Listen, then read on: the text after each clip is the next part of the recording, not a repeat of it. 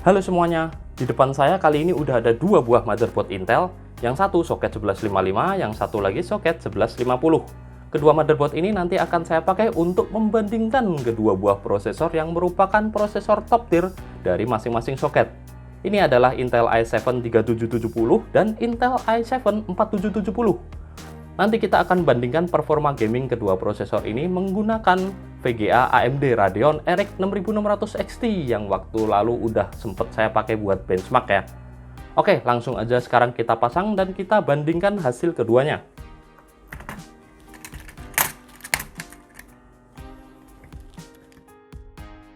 BTW RAM yang saya pakai di keduanya sama ya, 8GB x 2.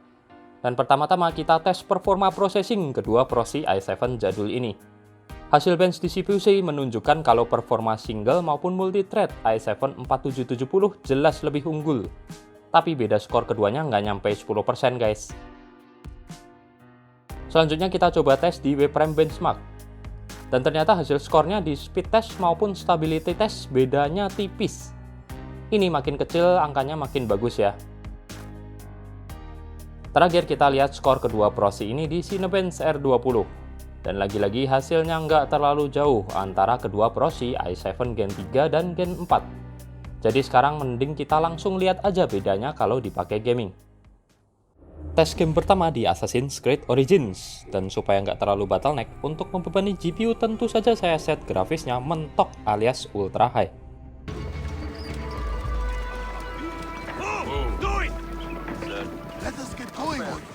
Oh ya, FYI saya nggak tahu kenapa bacaan watt atau power CPU yang di bawah FPS itu di i7 4770 kelihatan kecil. Padahal kalau saya lihat di power meter yang nyolok di stop kontak, tarikan daya keduanya 11-12. Kemungkinan ada kesalahan baca di software, jadi tolong diabaikan aja ya. Untuk performa gaming di sini keduanya minim stuttering, paling hanya FPS yang fluktuatif antara 40-60-an, baik di gameplay maupun di game benchmark. Bedanya nggak terlalu banyak sih. Tes game kedua, Rise of the Tomb Raider. Resolusinya Full HD dan setting grafisnya mentok very high. Do you really think we'll find this lost city? I know this is a long shot, but that old tracker said he saw ruins up in these mountains. Saya nggak nyangka guys, di game dan setting ini, prosi jadul i7 ini masih bisa menyandingi RX 6600 XT. Tapi walaupun load GPU bisa di atas 90%, suhunya masih adem. Jadi sepertinya VGA ini masih jauh dari mentok ataupun mendekati TDP-nya ya. Lain halnya saat game benchmark. Beban loadnya berpindah ke CPU yang jadi lebih tinggi. Yang jelas FPS yang didapat i7 4770 masih tetap lebih unggul dibandingin i7 3770. Tes game ketiga, Forza Horizon 4, dengan resolusi sama dan setting sama-sama mentok, ultra untuk membebani GPU.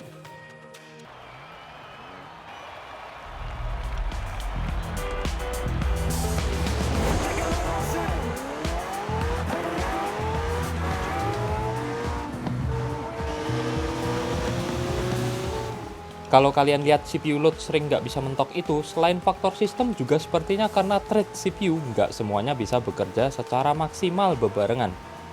Ini bisa karena faktor gamenya juga ya. Yang jelas perbedaan FPS kedua prosi masih terlihat jelas. Begitu pula dengan skor FPS di in-game benchmark ini. Tes game keempat, Horizon Zero Dawn. Resolusinya masih sama, settingnya favor quality alias high. There. Now stay low. Little one. No, Aloy. Such machines are called watchers. You must learn to avoid their gaze. If you are to survive in the wilds, I will show you. And crouched walking is quieter than upright.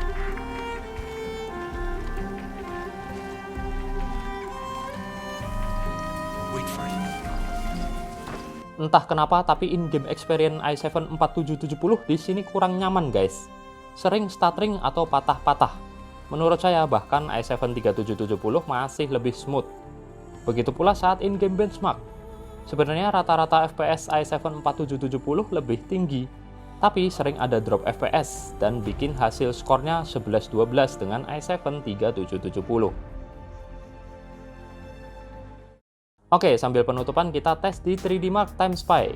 Dan seperti biasa ya, tes awal-awal ini murni membebani GPU aja. Jadi nggak kelihatan ada beda FPS. Yang kelihatan bedanya adalah saat tes terakhir, render dengan CPU, dan beda keduanya super tipis guys. Jadi kesimpulannya, kalau menurut saya sih untuk upgrade dari Gen 3 ke Gen 4 itu nggak worth ya. Dan kalau kalian udah punya Mobo soket 1151, ya tinggal dimaksimalkan aja ke i7 3770 ini. Oke, gitu aja. Semoga bisa memberi pencerahan dan makasih udah nonton.